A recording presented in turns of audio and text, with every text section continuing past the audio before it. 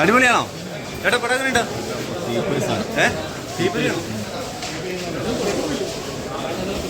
എങ്ങനെയുണ്ട്?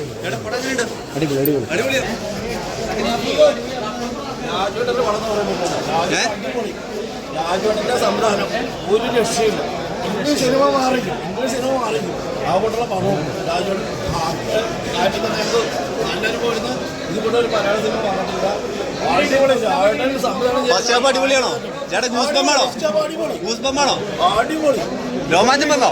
സിനിമ മാറി ആണോ? രാജുവേട്ടൻ ചെയ്തത് അടിപൊളി.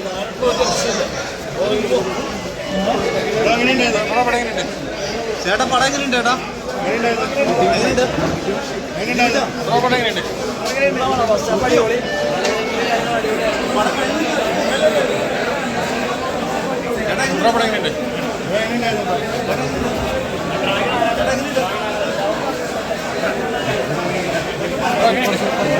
എങ്ങനെയുണ്ടോ പോലെ സൂപ്പറാണോ?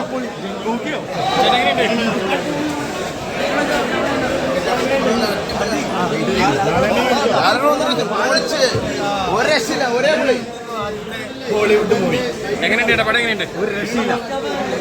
പടം എങ്ങനെയുണ്ട്?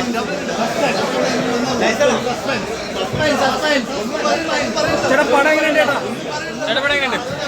പടം എങ്ങനെയുണ്ട്? പടം എങ്ങനെയുണ്ട് ബ്രോ? പടം എങ്ങനെയുണ്ട്? പടം എങ്ങനെയുണ്ട് ബ്രോ? പടം എങ്ങനെയുണ്ട്? പടം എങ്ങനെയുണ്ട്? പടം എങ്ങനെയുണ്ട് ബ്രോ?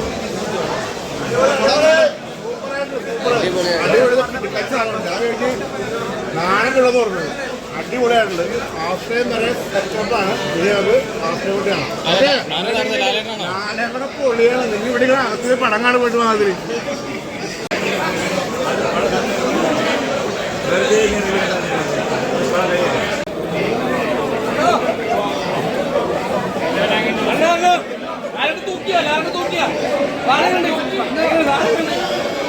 അനുഗ്രഹം കിട്ടിയിട്ടുണ്ട്. ഭയങ്കര അനുഗ്രഹം കിട്ടുന്നുണ്ട്. കാരണം മമ്മൂട്ടിക്ക് വേണ്ടി ഏറ്റവും കൂടുതൽ പ്രാർത്ഥിക്കാൻ